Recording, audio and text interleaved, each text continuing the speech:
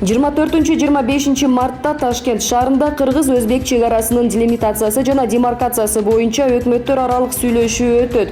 Кыргызстан тараптан жыйынга улуттук коопсуздук боюнча мамлекеттик комитеттин төрагасы Камчыбек Ташиев, Өзбекстандан премьер-министр Абдулла Арипов баштаган расмий делегациялар катышат.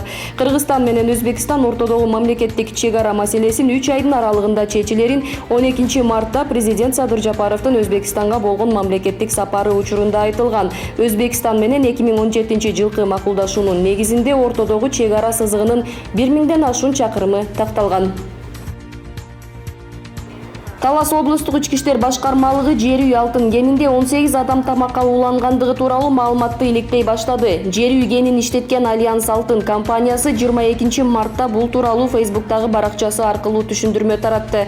20 мартта компаниянын медициналык кызматкерлерине ден соолугуна байланыштуу өзүн начар сезип 15 адам кайрылган. Алардан анализдер алынып, Таластын санэпидемстанциясына жөнөтүлгөн. Тесттин жыйынтыгы бир нече күндүн ичинде белгилүү болот. Биздин компания ички иликтөө ишин баштаган. Бүгүнкү күндө кайрылган бейтаптардын абалы канааттандырарлык деп айтылат маалыматта.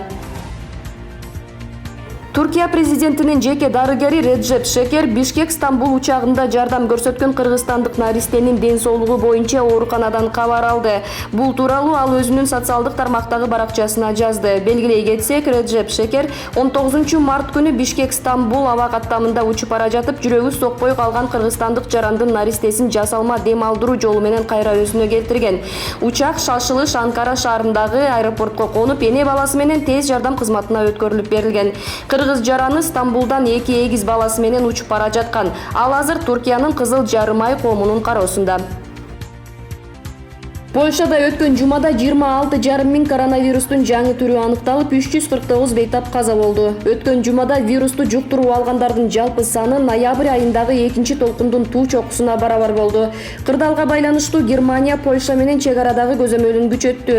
Өлкөнүн саламаттыкты сактоо министри Надзельский вирустун кескин көбөйүшүнүн себеби британиялык штаммдын тез жайылышынан экенин эскертти.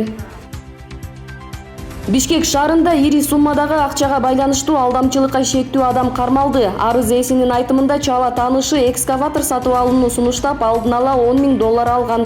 Жабырлануучу алгач алданганын билбей узак убакытка күткөн. Кийинчерээк укук коргоо органдарына кайрылган. Ички иштер министрлигинин криминалдык милиция кызматынын 3-башкармалыгынын ыкчам кызматкерлери тарабынан шектүү Нарын облусунун Жумгал районунун 1986 жылы туулган тургуну кармалды. Ал ички иштер министрлигинин ыкчам каттоосунда уюшкан кылмыштуу топтун мүчөсү катары турат. Учурда сотко чейинки өндүрүш иштери жүрүп жатат. Бир суткада 75 кишиден вирус аныкталды. Маалыматка караганда Бишкек шаарында 56, Ош шаары 2, Чүй облусу 12, Нарын облусу 1, Ысык Көл облусу 3, Жалал Абад облусунан 1 кишиден вирус табылды. Өткөн суткада COVID-19 илдетинен каза болгондор катталган жок.